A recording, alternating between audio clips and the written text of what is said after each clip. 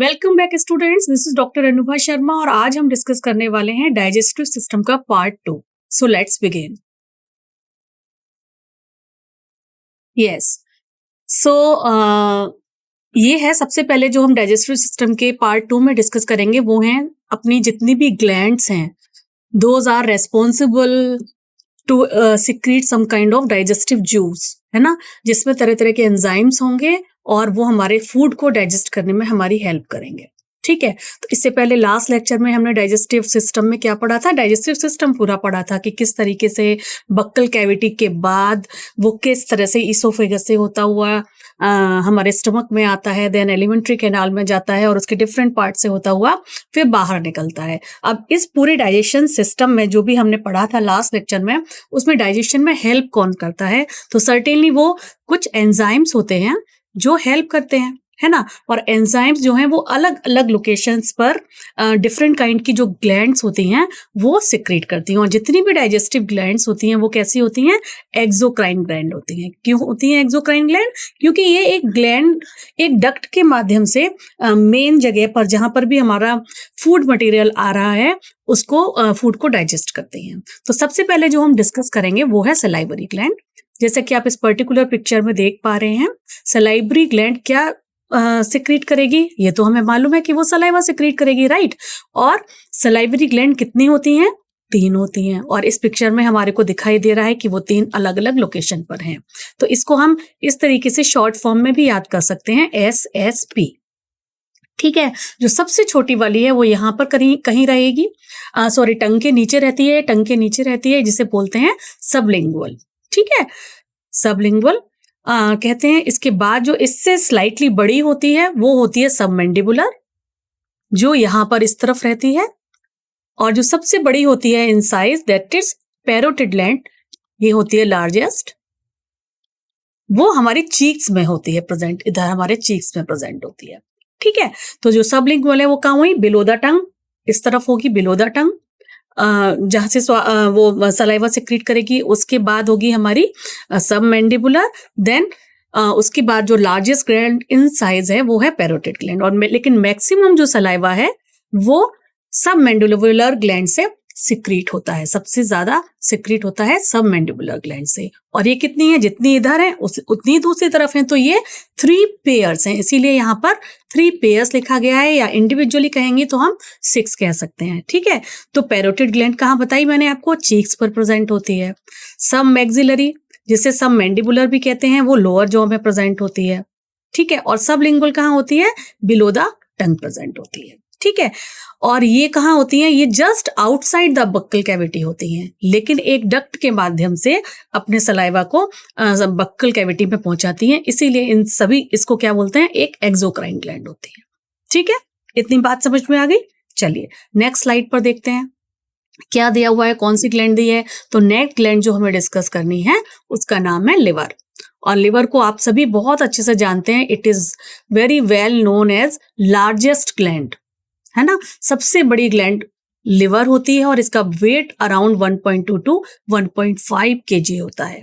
तो largest gland कौन सी, liver. ठीक है, और ये कहाँ प्रेजेंट होती है, it is situated just below the diaphragm, right side में जो होता है जस्ट बिलो द डायफ्राम, इस तरफ प्रेजेंट होती है। And it has 2 lobes. कौन कौन से लोब होते हैं, right lobe and left lobe. ठीक है, और ये जो राइट लोब और लेफ्ट लोब है वो आपको देखकर पता चल रहा है कि राइट लोब जो है वो बड़ा होता है as compare to left lobe. ठीक है, तो पूछा जा सकता है कि भाई कितने लोब होते हैं, 2 लोब होते हैं, कौन सा बड़ा होता है, राइट होता है। ठीक है, और इसके अंदर जो है इस तरीके की कुछ हेक्सागोनल सेल्स पाई जाती हैं दोनों ही लोब्स में, इस तरीके की कुछ हेक्सागोनल सेल्स पाई जाती हैं दोनों ही लोब्स में, जिसे बोलते हैं hepatic lobules, which are the structural and functional unit of liver. Structural and functional, ठीक है, hepatic lobules which are covered by Glisson's capsule. और इसके ऊपर एक कवरिंग होती है, ये जो हेक्सागोनल जो हमारी सेल्स हैं हेपेटिक लोब्यूल, इनके ऊपर एक कवरिंग होती है, there is a covering. Covering मैं आपके लिए लाइए ग्रीन ब्लू कलर से बना देती हूँ। So there is a covering जिसे बोला जाता है इस तरीके से, कुछ कवरिंग होती है जिसको बोला जाता है ग्लेसन्स कैप्सूल। ठीक है, क्लियर हो गया आपको? तो लिवर क्या है? It is the largest gland of our body. What is the weight of this particular liver? क्या वेट होता है? 1.2 से लेके 1.5 kg तक होता है। दो लोब्यूल्स में है, एक राइट लोब्यूल होता है, एक लेफ्ट लोब्यूल होता है। ठीक है, जस्ट डायफ्राम के जस्ट नीचे होता है, राइट हैंड साइड में होता है। ठीक है, और राइट लोब्यूल लेफ्ट लोब्यूल से बड़ा होता है। ठीक है, और इसके अंदर क्या होती है? Structural functional unit, hexagonal type की सेल्स हैं जिसे हेपेटिक लोब्यूल कहते हैं, जिसकी आउटर कवरिंग को बोला जाता है there is a capsule, Glisson's capsule बोला जाता है। ठीक है, एंड राइट लोब्यूल के नीचे की तरफ एक मस्कुलर पाउच जैसा होता है जिसको क्या कहते हैं? गॉल ब्लैडर कहते हैं। और इस गॉल ब्लैडर का क्या काम है? इस गॉल ब्लैडर का काम है कलेक्ट करना एंड कॉन्सेंट्रेट करना, किसको? बाइल जूस को, bile juice. So what is the function of gallbladder? To collect and concentrate bile juice. ठीक है, hepatic cells of hepatic lobule secrete bile juice which is stored in gallbladder via hepatic duct. ठीक है, अभी आप देख पा रहे हैं ये हमारा लिवर रहा। इसके नीचे की तरफ राइट हैंड साइड में there is a lobule, muscular lobule जिसे हम गॉल ब्लैडर कह रहे हैं। और वहां पर क्या इकट्ठा होगा? बाइल जूस इकट्ठा होगा, और वो उसको इकट्ठा भी करेगा और कॉन्सेंट्रेट भी करेगा। और यहाँ से ये जो है सिस्टिक डक्ट के द्वारा नीचे की तरफ जुड़ रहा है, और अलग अलग राइट और लेफ्ट की तरफ से भी हिपैटिक डक्ट्स आ रही हैं, और ये तीनों नीचे जाके मिल जाती हैं। और मिलने के बाद फिर आगे जो ये हमारा पैनक्रियाज है उसकी डक्ट के साथ मिलती हैं। ठीक है, और मिलकर फिर ये किस ओपनिंग से खुल रही है इंटेस्टाइन में? स्फिंक्टर ऑफ ओडी के थ्रू इंटेस्टाइन के ड्यूडेनम पार्ट में ये खुलती है, जैसा कि ये डायग्राम आपको बहुत अच्छे से बता रहा है। एक और डायग्राम है जिसमें हम और अच्छे से ये बात समझ पाएंगे। ठीक है, सो यहाँ क्या लिखा हुआ है? The duct of gall bladder, जिसे सिस्टिक डक्ट भी बोला। ठीक है, गॉल ब्लैडर की डक्ट को क्या बोला है? ये देखिए, ये गॉल ब्लैडर है हमारा, ये गॉल ब्लैडर है, इसकी डक्ट को क्या कहा गया है? Cystic duct. ठीक है, कंबाइंड विद हेपेटिक डक्ट। ये हेपेटिक डक्ट कहां से आ रही हैं? ये आ रही हैं राइट लोब्यूल से और लेफ्ट लोब्यूल से, जिसे लेफ्ट और राइट हेपेटिक डक्ट भी कह सकते हैं। ठीक है, और जब ये तीनों मिल जाती हैं यहां पर, तो इस जगह पर बोल दिया कॉमन हेपेटिक डक्ट। ठीक है, और जब ये कॉमन हेपेटिक डक्ट यहाँ बाइल जूस के साथ भी मिल गई, तब बोल दिया इसे कॉमन बाइल डक्ट। बहुत ही जो हो रहा है डायग्राम में, जो दिखाई दे रहा है, उसी तरीके से नॉमेनक्लेचर है। अलग अलग है तो right hepatic duct, left hepatic duct, और केवल बाइल जूस का है तो सिस्टिक डक्ट। जब ये तीनों कंबाइंड हो गए तो कॉमन बाइल डक्ट। अब जब ये ग्रीन कलर की कॉमन बाइल डक्ट पेनक्रियाटिक, जो कि यहाँ पर ब्राउन कलर से दिखाया जा रहा है, पेनक्रियाटिक डक्ट के साथ जाकर एक कॉमन स्पेस पर जब मिलेगी, जहां बाइल जूस आपका एंड पेनक्रियाटिक जूस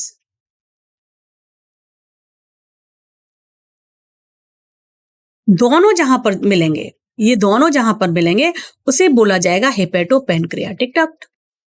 ठीक है, और हेपेटोपेनक्रियाटिक डक्ट के क्या क्या कंटेंट है भाई? बाइल जूस भी है और पेनक्रियाटिक जूस भी है, क्योंकि ये यहां से आ रहा है, ये यहां से आ रहा है, और इसकी ओपनिंग हो रही है स्फिंक्टर ऑफ ओडी में। ठीक है, इसकी ओपनिंग हो रही है इंटेस्टाइन के किस पार्ट में? सबसे पहले वाले पार्ट में, जैसे ड्यूडेनम कहते हैं, उसमें इसकी ओपनिंग हो रही है। ठीक है, तो ये ही यहाँ पर लिखा हुआ है कि डक्ट ऑफ गॉल ब्लैडर, जिसे सिस्टिक डक्ट कह रहे हैं, it is combined with hepatic duct to form bile duct. The common hepatopancreatic duct open into the duodenum through sphincter, जिसे बोलते हैं स्फिंक्टर ऑफ ओडी। जैसा डायग्राम में दिया हुआ है वही यहाँ लिखा हुआ है, और उसी के बेसिस पर क्वेश्चंस पूछे जाते हैं। ठीक है, चले नेक्स्ट स्लाइड के ऊपर। चलिए, अब तीसरी जो ग्लैंड है जो हमें डिस्कस करनी है वो है पैनक्रियाज। आपने पिछले 2 डायग्राम्स में लगातार पैनक्रियाज की लोकेशन देखी। ठीक है, यहां पर भी हम पैनक्रियाज की लोकेशन देख रहे हैं। तो ये पैनक्रियाज कहाँ है? ये पैनक्रियाज कैसा दिख रहा है? It looks like a leaf like structure, leaf like structure. ठीक है, और ये पैनक्रियाज जो है कहाँ दिखाई देता है? क्या लोकेशन है? तो भाई पेनक्रियाज की लोकेशन है। ये जो ड्यूडेनम पार्ट है, ये जो ड्यूडेनम पार्ट है स्मॉल इंटेस्टाइन का, ये कैसा दिख रहा है? ये सी शेप दिख रहा है। तो सी शेप के लेफ्ट एंड राइट दोनों आर्म्स के बीच में ये प्रेजेंट है। लेफ्ट एंड राइट दोनों आर्म्स के बीच में जो लीफ लाइक स्ट्रक्चर प्रेजेंट होता है उसी को पेनक्रियाज कहते हैं। ठीक है, और ये कैसा है? It is long narrow organ located near small intestine and small intestine के कौन से पार्ट पर? ड्यूडेनम पार्ट, जो कि सी शेप है, उसके लेफ्ट और राइट दोनों आर्म्स के बीच में जो लीफ लाइक स्ट्रक्चर है दैट इज पेनक्रियाज। और आपको बहुत अच्छे से पता है कि जो पेनक्रियाज है it acts as a both exocrine and endocrine gland. क्यों? क्योंकि जहां से ये पेनक्रियाटिक जूस सिक्रीट करेगा तो एक्सोक्राइन ग्लैंड, क्योंकि वो डक्ट के थ्रू जा रहा है, हम इस पिक्चर में देख पा रहे हैं, ये जो है डक्ट यहां पर जाकर मिल रही है। और जो विदाउट डक्ट हो रहा है, जो कि हार्मोन है जैसे कि इंसुलिन है, ग्लूकेगॉन है, वो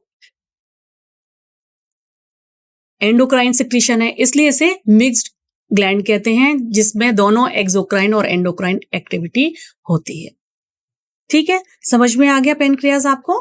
तो एक्सोक्राइन ग्लैंड क्या सिक्रीट करती है? डाइजेस्टिव एंजाइम या पेनक्रियाटिक जूस, जिसमें तरह तरह की डाइजेस्टिव एंजाइम होंगे। और एंडोक्राइन क्या सिक्रीट करती है? जैसे कि मैंने आपको बताया, डिफरेंट काइंड के एंडोक्राइन हार्मोन्स, जिसे बोलते हैं इंसुलिन एंड ग्लूकेगॉन। और जिनका क्या काम है? To regulate blood sugar level.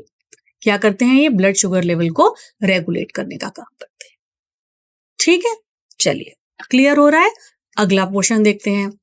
अब हमने सारी डक्ट पढ़ ली। कौन सी पढ़ ली? हमने सलाइवा पढ़ा, हमने लिवर देखा, हमने पेनक्रियाज देखा, हमने क्या देखा? गॉल ब्लैडर भी देखा। अब इन सभी के माध्यम से इनकी लोकेशन कहाँ थी? सलाइवरी ग्लैंड बक्कल कैविटी में प्रेजेंट थी, कि बाहर प्रेजेंट थी, लेकिन through a duct buccal cavity को वो अपना सलाइवा पहुंचा रही थी।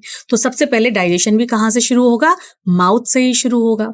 ठीक है, तो बक्कल कैविटी में सबसे पहले क्या होता है? हम क्या करते हैं? खाना मुंह में रखा, सबसे पहले उसको चबाना शुरू करते हैं। सो मेस्टिगेशन, सबसे पहले खाने को चबाते हैं और खाने को चबाने के बाद उसे फैसिलिटेट करते हैं, उसे निगलने की कोशिश करते हैं, जिसे हम बोलते हैं डिग्लुटिशन। ठीक है, और जब खाना चबाया जाता है तो उसमें किस किस चीज की हेल्प हम लेते हैं?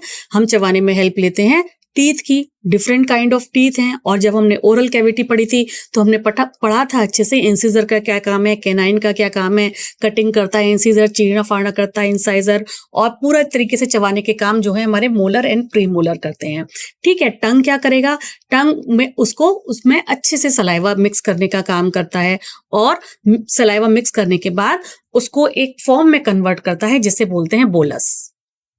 ठीक है, अब सलाइवा में म्यूकस है, वाटरी कंटेंट है, कुछ आयंस भी हैं और कुछ हार्मोन्स भी हैं, है ना? तो वो क्या करते हैं? एक लुब्रिकेशन प्रोवाइड करते हैं फूड को मेस्टिगेट करने में आराम से, जैसे कि एक मिक्सी काम करती है। देखा हमने, फूड प्रोसेसर होता है, उसमें क्या करते हैं? अगर फूड की चॉपिंग करनी हो तो हम फूड प्रोसेसर के चॉपिंग वाले पार्ट में चलाएंगे, कर तेजी से चल के वो बिल्कुल छोटे छोटे पार्टिकल्स में उसको तोड़ देता है। ठीक है, उसके बाद अगर हमें उसकी चटनी बनानी हो, बिल्कुल उसे पीसना हो, तो हम कहाँ डाल देते हैं? मिक्सिंग जार में डाल देते हैं, और फिर वो और ज्यादा घूम के उसको बिल्कुल एकदम पेस्ट जैसा स्ट्रक्चर बना देता है। तो वही काम यहाँ पर भी हो रहा है। हमारे जो डिफरेंट ऑर्गन्स हैं वो मिक्सी का काम कर रहे हैं, बिल्कुल छोटे छोटे पार्ट पे कर रहे हैं, और उसके बाद जाके क्या करते हैं? वो उसको बिल्कुल चटनी बना देते हैं। तो यहाँ पर छोटे छोटे पार्ट्स में कन्वर्ट हो गया, जिसे बोलस कह रहे हैं। ठीक है, यहाँ क्या क्या मिला? उसमें सलाइवा मिला, और सलाइवा के अलावा और क्या क्या मिला? सलाइवा के अलावा वहां यहाँ पर मिला कुछ hormones, sorry not hormone, enzyme, जिसे बोलते हैं एमाइलेज। एमाइलेज मिला ना, क्योंकि माउथ कैविटी में ही डाइजेशन शुरू हो जाता है। किसका शुरू हो जाता है?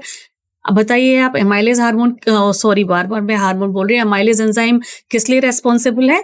एमाइलेज एंजाइम रेस्पॉन्सिबल है पॉलीसैकेराइड को डाइसैकेराइड में कन्वर्ट करने के लिए, है ना? तो यानी कि यहां पर किसका डाइजेशन हो रहा है? स्टार्च का। स्टार्च का डाइजेशन पार्शियली माउथ कैविटी से ही शुरू हो जाता है। ठीक है, अब जब हम निगलते हैं, स्वेलिंग करते हैं प्रोसेस, तो इसको क्या कहते हैं? जो ये बोलस है is conveyed into the pharynx and then oesophagus और जब हम गटकते हैं उस खाने को तो इसे डिग्लूटेशन बोलते हैं। ठीक है, और ये किस तरीके से हो पा रहा है? दो तरीके हो रहे हैं हमारे पूरे डाइजेशन में। एक तो हो रहा है मैकेनिकल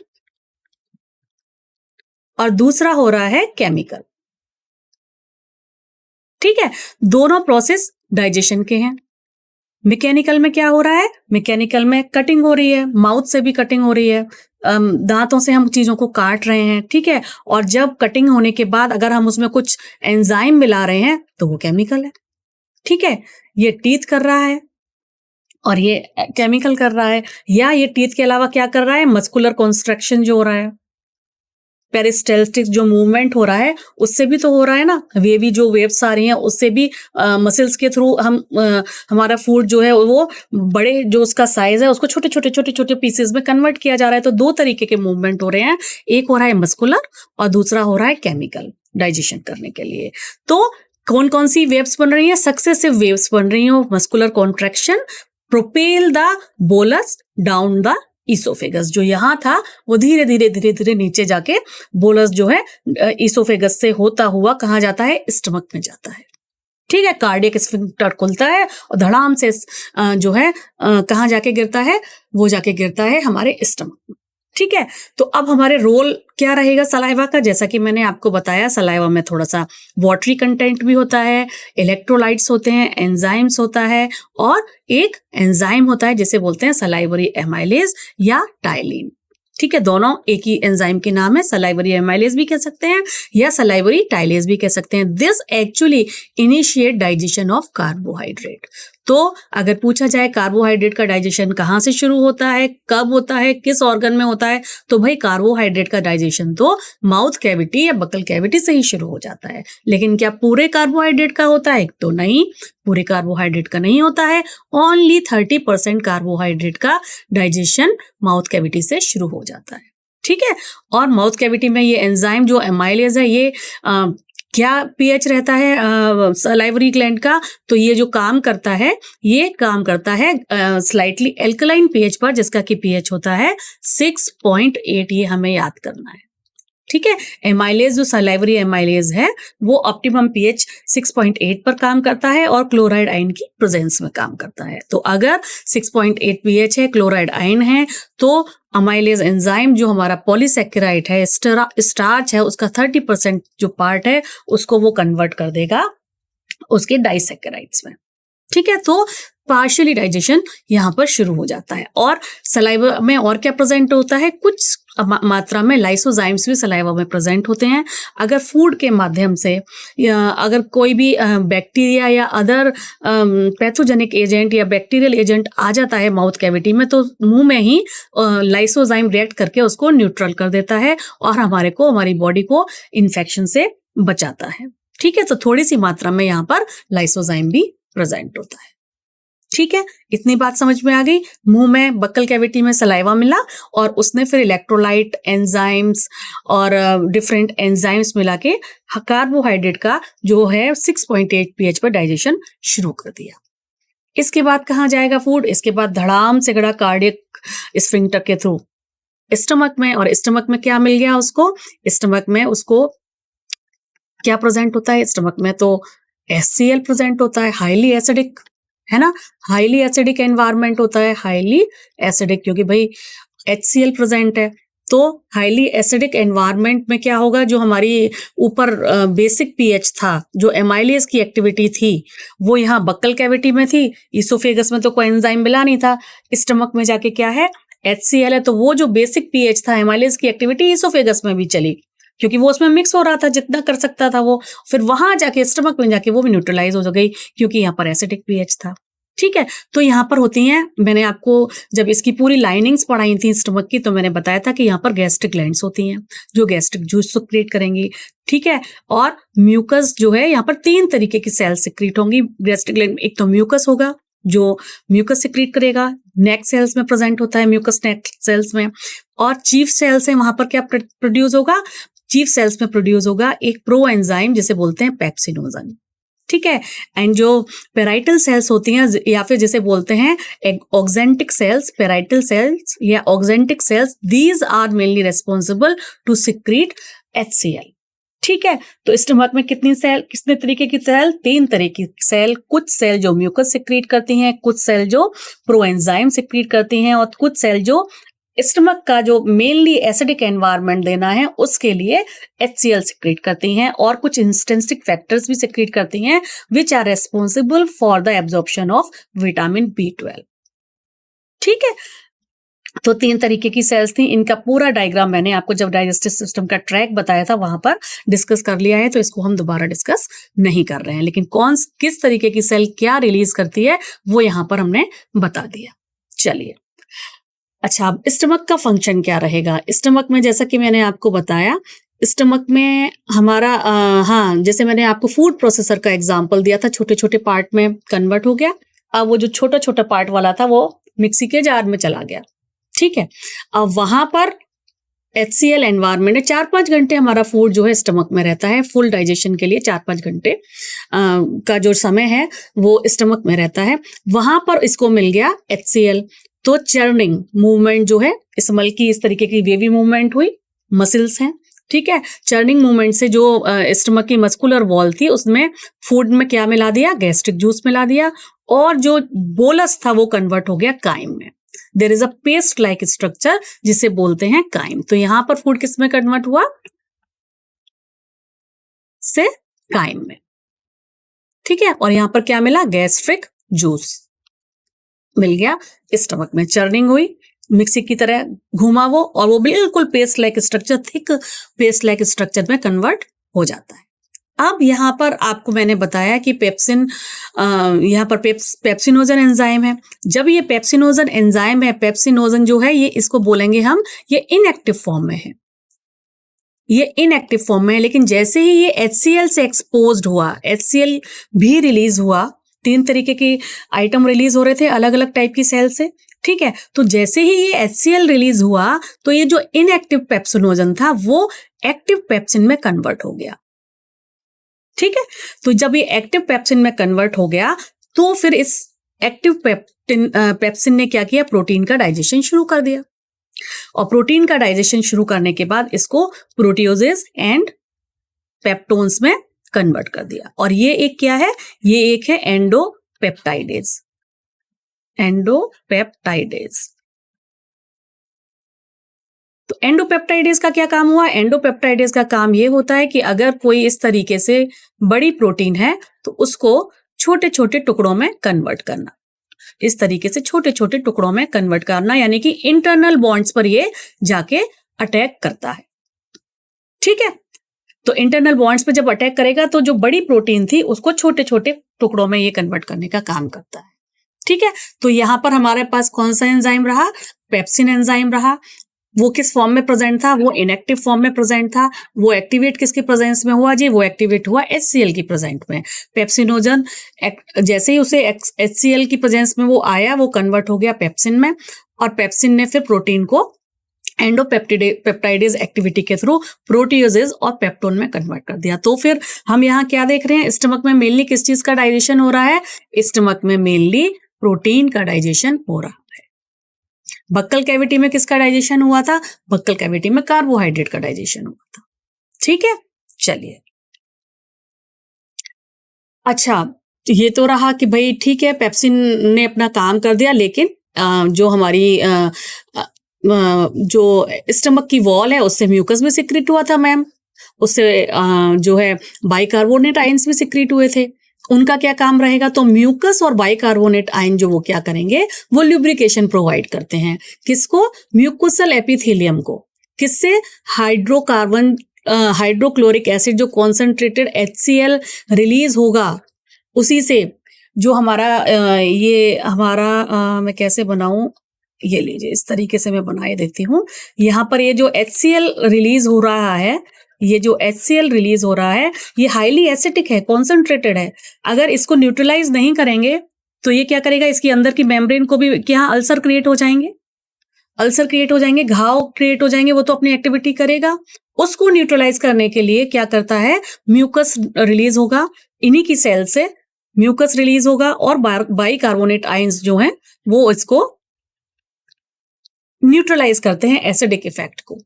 ठीक है, और बाकी फूड के साथ मिलके प्रोटीन का डाइजेशन करते हैं और जो है एक एसिडिक पीएच को मेंटेन करने का काम करते हैं, और वो वाला पीएच जो कि पेप्सिन के रोल के लिए, पेप्सिन की मैक्सिमम एक्टिविटी के लिए जरूरी है।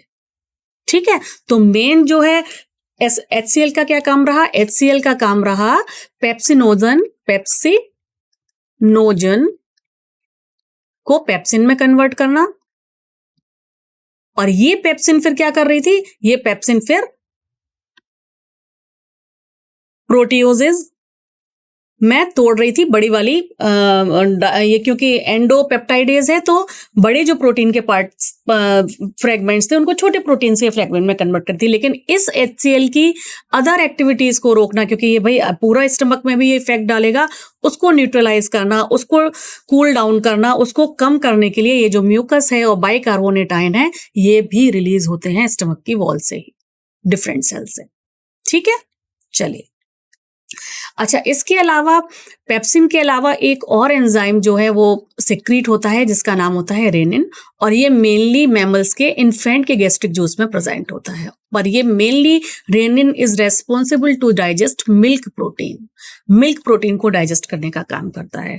तो यहां पर एक तो पेप्सिन मिला और एक रेनिन, तो ये पेप्सिनोजन की फॉर्म में रहेगा और ये रेनिनोजन की फॉर्म में रहेगा, और ये दोनों के दोनों एक्टिवेट होते हैं in the presence of HCl। ठीक है, और स्मॉल अमाउंट में स्टमक में लाइपेज एंजाइम भी सिक्रीट होता है जो गैस्ट्रिक से रिलीज हो रहा होता है, लेकिन मेनली यहाँ पर डाइजेशन जो होता है स्टमक में वो होता है प्रोटीन का। ये हमें बात याद रखनी है कि मेन डाइजेशन प्रोटीन का होता है। ठीक है, चलिए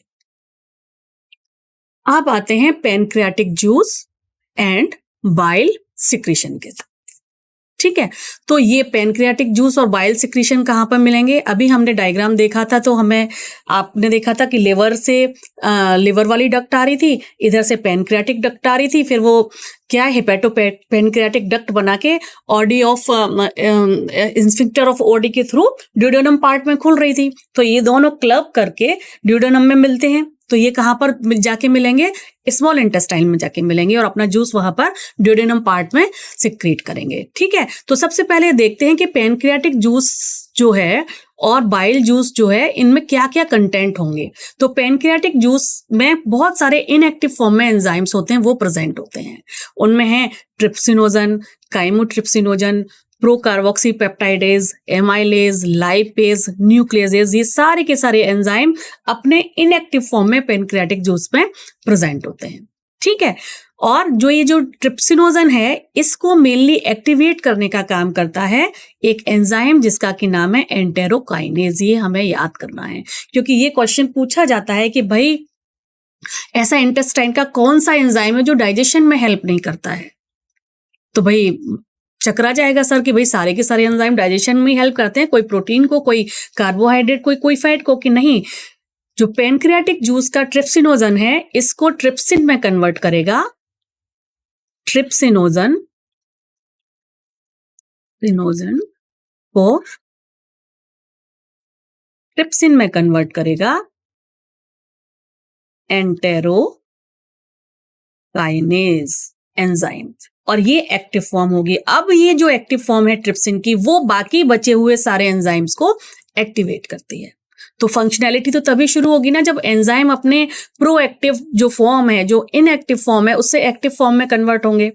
ठीक है, और वो तभी कन्वर्ट होंगे जब फूड आएगा, और फूड आएगा तब वो एक्टिवेट होंगे। कैसे? सबसे पहले एंटेरोकाइनेज ट्रिप्सिनोजन को एक्टिव करेगा, और जब ये ट्रिप्सिन की फॉर्म है, ये इनएक्टिव फॉर्म है। ठीक है, जब ये इनएक्टिव फॉर्म एक्टिव फॉर्म में कन्वर्ट हो जाएगी तो ये ट्रिप्सिन बाकी एंजाइम्स को एक्टिवेट करता है। समझ में आ गया? So trypsinogen is activated by enzyme enterokinase secreted by intestinal mucosa. तो ये कहां से सिक्रीट हुआ है? ये इंटेस्टाइनल म्यूकोसा से सिक्रीट हुआ है। ये पैनक्रियाटिक जूस का एंजाइम नहीं है, ये इंटेस्टाइन से सिक्रीट हुआ है into active trypsin. This is in turn activate other enzymes of pancreatic juice. समझ में आ गया? चलिए, अच्छा अब देखते हैं कि बाइल का क्या काम होता है। बाइल जूस जो है वो ड्यूडेनम में रिलीज होता है और इसके कई कंपोनेंट्स होते हैं, जैसे कि बाइल पिगमेंट होता है जिसमें बिलीरुबिन है, बिलीवर्डिन है। बिलीरुबिन जो है येलो कलर के लिए रिस्पॉन्सिबल होता है, बिलीवर्डिन ग्रीन कलर के लिए रिस्पॉन्सिबल होता है। ये है येलो के लिए और ये ग्रीन कलर के लिए। बाइल सॉल्ट भी होते हैं, कोलेस्ट्रॉल भी प्रेजेंट होता है बाइल में, बाइल जूस में फॉस्फोलिपिड भी होता है। तो बाइल जूस जो है वो डायरेक्टली डाइजेशन में हेल्प नहीं करता है, ये हमें याद रखना है। ये तो फिर ये क्या करता है जी, ये करता है इमल्सिफिकेशन ऑफ फैट, फैट को इमल्सिफाई करने का काम करता है, और बिना इमल्सिफिकेशन के फैट डाइजेस्ट होगा नहीं, इसलिए इसका इंपॉर्टेंट रोल रहता है फैट को डाइजेशन करने में। ठीक है, लेकिन वो डायरेक्टली इन्वॉल्व नहीं होता है, फैट का इमल्सिफिकेशन करता है। ये जो है चीज हमें याद रखनी है कि bile aid the emulsification of fat, breaking them down into small micelles. Small micelles में एक स्मॉल छोटे छोटे ड्रॉपलेट्स लाइक स्ट्रक्चर में इसे कन्वर्ट कर देता है, जो कि बाद में एक्टिवेट करता है लाइपेज एंजाइम को, और लाइपेज एंजाइम फिर फैट का डाइजेशन करता है। तो और इसमें कौन सा पार्ट जी, आपने कई सारे बात बता दिए, बाइल पिगमेंट करता है, बाइल सॉल्ट करता है, कोलेस्ट्रॉल। तो बाइल सॉल्ट इज रेस्पॉन्सिबल, जो ये बाइल सॉल्ट मैंने आपको बताए ये रेस्पॉन्सिबल होते हैं इमल्सिफिकेशन ऑफ फैट की। और जब ये इमल्सिफाइड फैट होता है वो छोटे छोटे स्मॉल मिसल में कन्वर्ट होता है, फिर जो ये बाइल सॉल्ट होते हैं लाइपेज एंजाइम को भी एक्टिवेट करते हैं for the digestion of fat. ठीक है, चलिए, तो अब ये तो दोनों जूसेस की, प्रीवियस जूसेस की हमने बात की जो एंटर कर रही थी किसमें, ड्यूडेनम में, है ना। ये हमारा ड्यूडेनम था ना, ये हमारे ड्यूडेनम में एंटर कर रही थी, यहाँ पे लीफ लाइक स्ट्रक्चर था हमारा, और यहाँ पे हमारा लिवर था इस तरीके से। तो ये इधर जाके ऐसे ऐसे करके कुछ एंटर कर रहा था इस जगह पर। ठीक है, अब यहाँ पर इसका अपना जूस भी है भाई, जिसे बोल रहे हैं हम इंटेस्टाइनल जूस, क्योंकि वो इंटेस्टाइन का अपना जूस है ना। ये तो यहाँ पर लिवर का जूस मिला, जिससे हमें लिवर के जूस को हमने बाइल बोला, और यहाँ से जो ये पेनक्रियाज है, पेनक्रियाज को जूस को हमने पेनक्रियाटिक जूस बोला, जिसमें बहुत सारे एंजाइम्स थे, ट्रिप्सिनोजन था, है ना, और भी बहुत तरीके के, काइमोट्रिप्सिनोजन था, वो एंजाइम्स थे। तो वो यहाँ पर जाके मिले, जिसके बारे में मैंने आपको बताया। अब लेकिन उसका अपना भी तो एंजाइम है ड्यूडेनम का, जिसे बोल रहे हैं इंटेस्टाइनल जूस या सकस एंटेरिकस। इसका दूसरा नाम है सकस एंटेरिकस। तो इंटेस्टाइनल म्यूकोसल एपिथेलियम, इसकी जो म्यूकोसल एपिथेलियम होती है, उनके पास गॉबलेट सेल्स होती हैं जो कि म्यूकस सिक्रीट करती हैं। यहां से म्यूकस सिक्रीट हुआ, and brush border cell of the mucosa also contribute intestinal juice. ठीक है, तो ये भी इंटेस्टाइनल जूस में कंट्रीब्यूट करते हैं। और इंटेस्टाइनल जूस में भी अपने बहुत सारे एंजाइम्स होते हैं जो क्या करते हैं, अभी तक जो डाइसैकेराइड्स में कन्वर्ट हुआ था स्टार्च का कंटेंट, उसको मोनोसैकेराइड में कन्वर्ट करने का काम करेगा। तो उसके लिए एंजाइम कौन से होंगे, डाइसैकेराइडेज होंगे। ASES जहां लग जाएगा, ASE वो एंजाइम की टर्मिनोलॉजी में होता है, वो देखिए माल्टेज ASE। ठीक है, जैसे यहाँ पर इन्होंने एक एग्जाम्पल भी बता दिया, माल्टेज डाइपेप्टाइडेज एंजाइम क्या करेगा, ये डाइपेप्टाइड को मोनोपेप्टाइड में कन्वर्ट करेगा या अमीनो एसिड में कन्वर्ट करेगा। लाइपेज फैट के डाइजेशन में हेल्प करेगा। न्यूक्लियोसाइडेजेस न्यूक्लिक एसिड को डाइजेशन में हेल्प करेगा, यानी कि उसको न्यूक्लियोसाइड प्लस जो पेंटोज शुगर है उसमें तोड़ने का काम करेगा। तो ये जो स्मॉल इंटेस्टाइन के ड्यूडेनम पार्ट में म्यूकस रिलीज हुई और बाइकार्बोनेट आयंस जो पेनक्रियास से आए, ये क्या करते हैं, ये दोनों के दोनों मिलके इंटेस्टाइनल म्यूकोसा को जो एसिडिक पीएच था, क्योंकि सारा का सारा आइटम कहाँ से रहा है, आ रहा है, ये कहाँ से आएगा भाई, ये स्टमक से ही तो आएगा, और स्टमक में HCl था। तो HCl के फैक्टर जो इफेक्ट है उसको न्यूट्रलाइज करने के लिए एल्कनाइन मीडियम प्रोवाइड करते हैं यहाँ पर, क्या, म्यूकस और बाइकार्बोनेट आयन, जो कि पेनक्रियास से सिक्रीट होकर आ रहे होते हैं। ठीक है, और ये जो एल्कनाइन मीडियम है उसमें इन एंजाइम्स की एक्टिविटी शुरू हो जाती है। ठीक है, तो स्टमक में एसिडिक पीएच में काम एंजाइम जो है पेप्सिनोजन काम कर रहा था, पेप्सिन, लेकिन बाकी जो एंजाइम्स हैं वो यहाँ पर इंटेस्टाइन के अंदर एल्कलाइन पीएच यानी कि 7.8 पर काम करते हैं। तो एसिडिक पीएच को न्यूट्रलाइज करने का काम करेंगे ये बाइकार्बोनेट आयंस जो पेनक्रियास से होकर आते हैं, और म्यूकस उसको न्यूट्रलाइज करने का काम करते हैं। तो अब क्या रहा, बाई मैक्रोमोलिक्यूल का डाइजेशन कहाँ होगा अब? पेनक्रियाटिक जूस में। तो इसमें प्रोटीन्स जो हैं वो प्रोटियोजेज एंड पेप्टोन्स में कन्वर्ट जो हो गए थे, इनिशियली पार्शियली हाइड्रोलाइज हुए थे और काइम की फॉर्म में कन्वर्ट हो गए थे और अब गए इंटेस्टाइन में, तो वहां पर उसका डाइजेशन होगा। तो क्या लिखा हुआ है यहाँ पर? Protein, proteoses, peptones in the chyme reaching the intestine are acted upon by the proteolytic enzyme of pancreatic juice and carbohydrate are hydrolyzed by pancreatic amylase into disaccharide। तो वहां पर कार्बोहाइड्रेट्स जो थे वो क्योंकि 30% हुआ था हमारे माउथ कैविटी में, बाकी स्टमक में तो प्रोटीन का डाइजेशन हुआ था, तो बाकी जो कार्बोहाइड्रेट था वो डाइजेशन हुआ स्मॉल इंटेस्टाइन के ड्यूडेनम पार्ट में in the presence of pancreatic amylase. ठीक है, उसकी हाइड्रोलिसिस हुई और जो ओलिगोसैकेराइड्स थे वो डाइसैकेराइड में, एंड देन जैसे इंटेस्टाइनल जूस काम करेगा तो मोनोसैकेराइड में कन्वर्ट हो जाएंगे। ठीक है, चलिए। और जो फैट है वो किस में ब्रोकन डाउन होगा? फैट ब्रोकन डाउन होगा डाइग्लिसराइड्स में एंड मोनोग्लिसराइड में। किसकी प्रेजेंस में? लाइपेज एंजाइम की प्रेजेंस में and with the help of while, क्योंकि ये एमल्सिफिकेशन करेगा, ये हमने आपको पहले ही बता दिया है। न्यूक्लियसेस क्या करेंगे? न्यूक्लियसेस न्यूक्लियोटाइड्स को न्यूक्लियोसाइड्स में कन्वर्ट करने का काम करेंगे। अब जब ये सब कन्वर्जन हो जाएगा उसके बाद जो सकस एंटेरिकस के जो एंजाइम्स हैं वो एंड प्रोडक्ट में, यानी कि ऐसे प्रोडक्ट में या सिंपलेस्ट फॉर्म में जो कि हमारी बॉडी के ब्लड में एब्जॉर्ब हो सकती है, उस फॉर्म में इनको कन्वर्ट करने का काम करते हैं। तो क्या हुआ?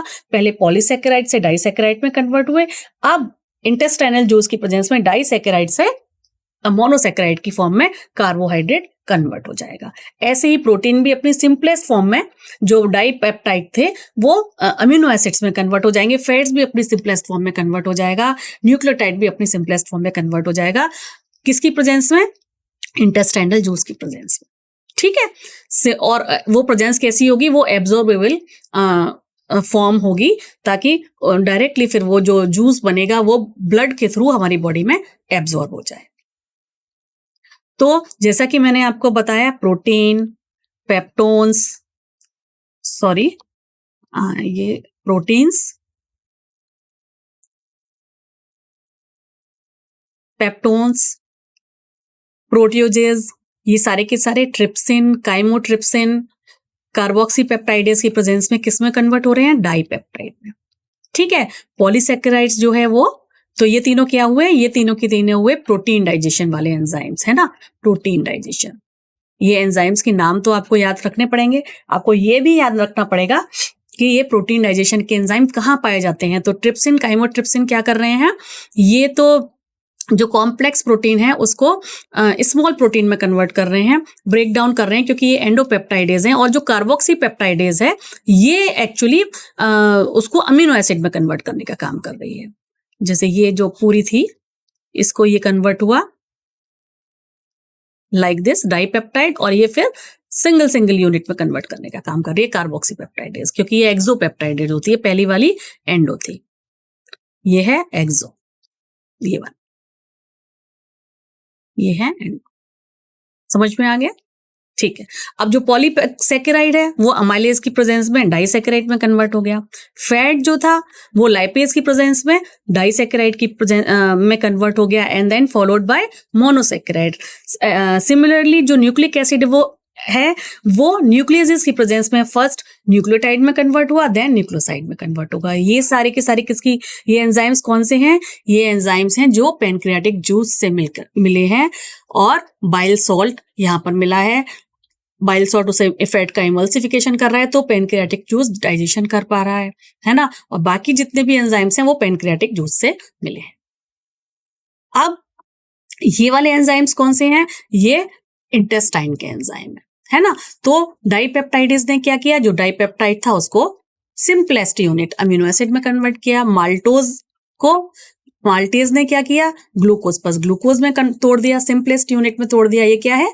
मोनोसैकेराइड। लैक्टोज को लैक्टेज ने ग्लूकोज प्लस गैलेक्टोज, ऐसे ही सुक्रोज को सुक्रेज ने ग्लूकोज प्लस फ्रक्टोज में कन्वर्ट कर दिया, न्यूक्लियोटाइडेज से न्यूक्लियोसाइड, देन न्यूक्लियोसाइडेज ने शुगर प्लस बेस में कन्वर्ट कर दिया, एंड डाई एंड मोनोग्लिसराइड को in the presence of lipase it get convert into fatty acid and glycerol. ठीक है, तो ये सारा का सारा जो हुआ ये इंटेस्टाइनल जूस ने किया। ठीक है, और इसके बाद जो है क्या हुआ, जितने भी बाई मैक्रोमोलिक्यूल्स थे उनका ब्रेकडाउन हुआ डुओडेनम रीजन में, और सारे के सारे सिंपलेस्ट फॉर्म में कन्वर्ट हो गए। और जब पूरा का पूरा डाइजेशन डुओडेनम रीजन में हो गया है तो फिर जेजुनम में मैक्सिमम एब्जॉर्प्शन हो जाएगा, और जो बचा कुचा होगा वो इलियम रीजन में एब्जॉर्प्शन हो जाएगा। तो मैक्सिमम जेजुनम में होगा और उसके बाद इलियम में उन सिंपलेस्ट फॉर्म का एब्जॉर्प्शन हो जाएगा, और जितना भी अनडाइजेस्टेड प्रोडक्ट था या अनएब्जॉर्ब था वो पास हो जाएगा लार्ज इंटेस्टाइन में, और लार्ज इंटेस्टाइन में वाटर एंड इलेक्ट्रोलाइट्स का फर्दर एब्जॉर्प्शन करने के बाद जो है वो बाहर निकल जाता है फीकल मेटल के थ्रू।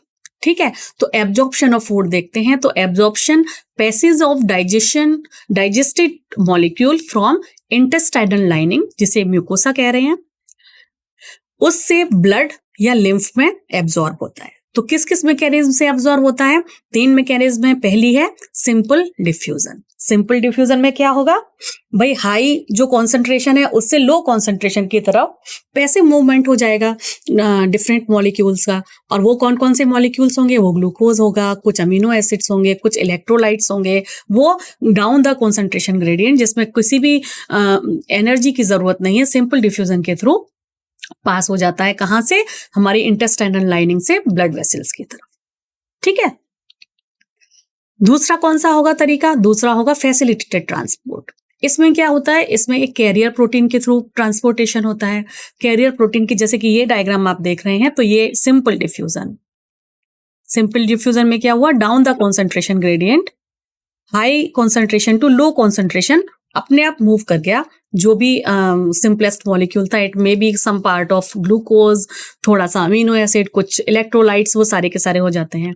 फैसिलिटेटेड डिफ्यूजन में किसी एक प्रोटीन की हेल्प लेनी पड़ती है, जो कि एक कैरियर प्रोटीन होती है, जिसे क्या बोला जाता है? एक कैरियर प्रोटीन होता है, उसके थ्रू फैसिलिटेट होता है किसी भी मॉलिक्यूल का मूवमेंट। ये ग्लूकोज भी हो सकता है, अमीनो एसिड भी हो सकता है, तो ये भी down the concentration gradient move करते हैं, लेकिन इस प्रोसेस में भी कोई एनर्जी की जरूरत नहीं होती है। तो पहला रहा simplest diffusion, then facilitated diffusion. इसके बाद रहा एक्टिव ट्रांसपोर्ट। तो कुछ मॉलिक्यूल्स जो होते हैं वो एक्टिव ट्रांसपोर्ट के थ्रू भी ट्रांसपोर्ट होते हैं, और ये against the concentration gradient move करते हैं, तो इसलिए इसमें एटीपी की जरूरत होती है। ठीक है, तो एटीपी की जरूरत होती है, इसलिए इनको अगेंस्ट द कॉन्सेंट्रेशन ग्रेडियंट या active transport molecule, active transportation भी कहा जाता है।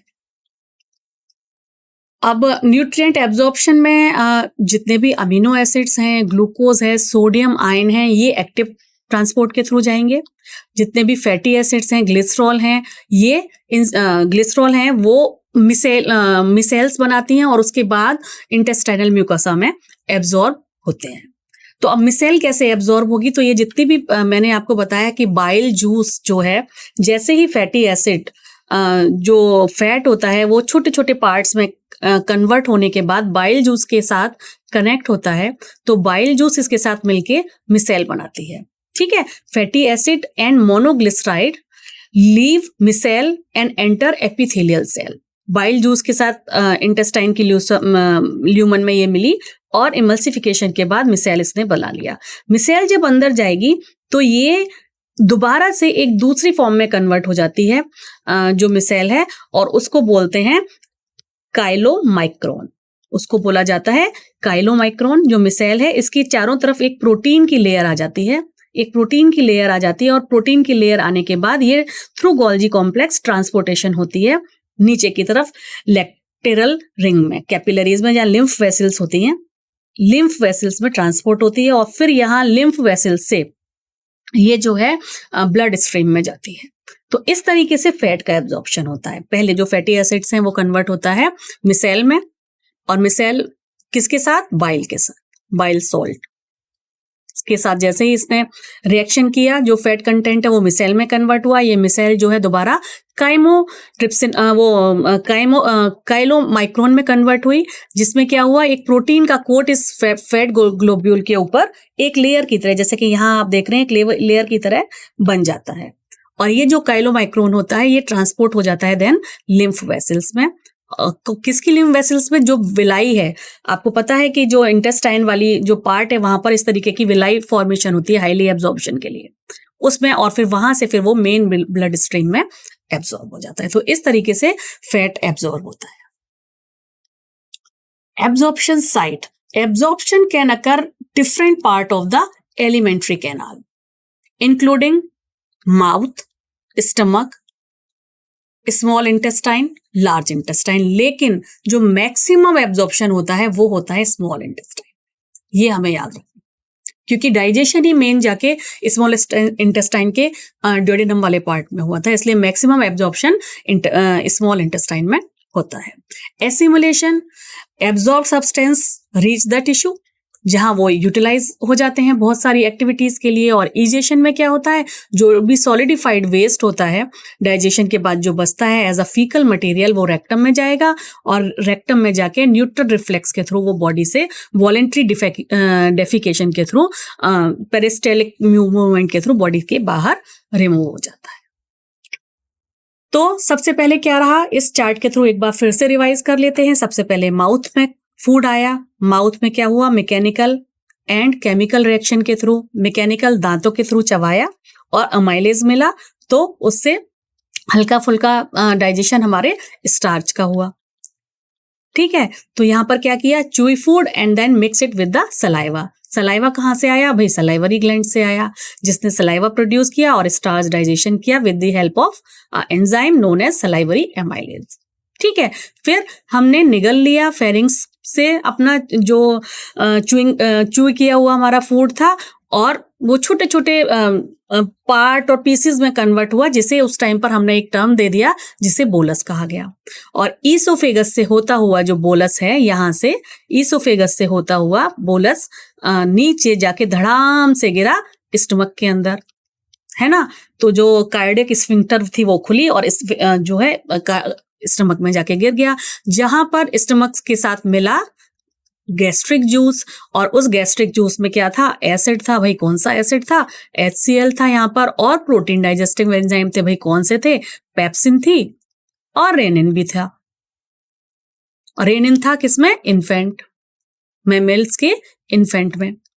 ठीक है, तो एक तो ये था, ये था, ये था, और जो पेप्सिन थी वो पेप्सिनोजन के प्रेजेंस में थी। HCl जैसे ही आया तो उसके प्रेजेंस में वो एक्टिव फॉर्म में कन्वर्ट हो गया, जिसे हमने कहा पेप्सिन। ऐसे ही रेनिन भी प्रोरेनिन की फॉर्म में थी, वो भी एक्टिव हुआ in the presence of acid.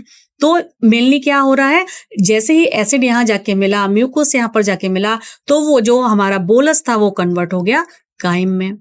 A thick paste like structure, जो मैंने आपको बताया, उसका एग्जाम्पल लेके क्या कहते हैं जिसे, मिक्सी, राइट, है ना। अब क्या हुआ, अब लिवर का जो कंटेंट थे जैसे कि बाइल जूस, ठीक है, और जो कि जरूरी है किसके, फैट के डाइजेशन के लिए और एब्जॉर्प्शन के लिए, डायरेक्टली इन्वॉल्व नहीं हो रहा है, दोबारा से बोल रही हूं, लेकिन फैट का इमल्सिफिकेशन क्या कर रहा है, क्या कर रहा है,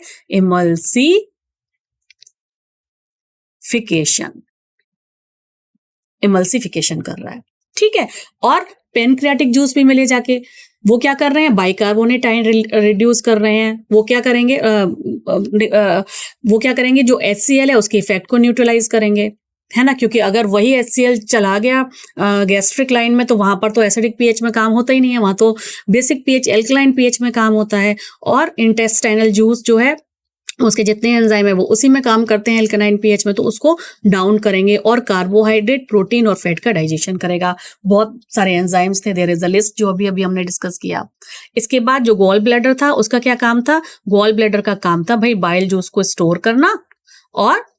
करना और कॉन्सेंट्रेट करना।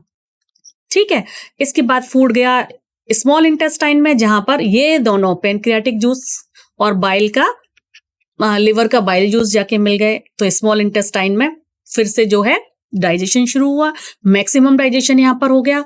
मैक्सिमम डाइजेशन के बाद जो जो वाटर था, कुछ वाइटामिन्स थे, कुछ मिनरल्स थे, उनका डाइजेशन उनका एब्जॉर्प्शन लार्ज इंटेस्टाइन में भी जाके हुआ, और उसके बाद जो फाइनल अनडाइजेस्टेड फूड था वो एनस के थ्रू बाहर बॉडी से निकल गया।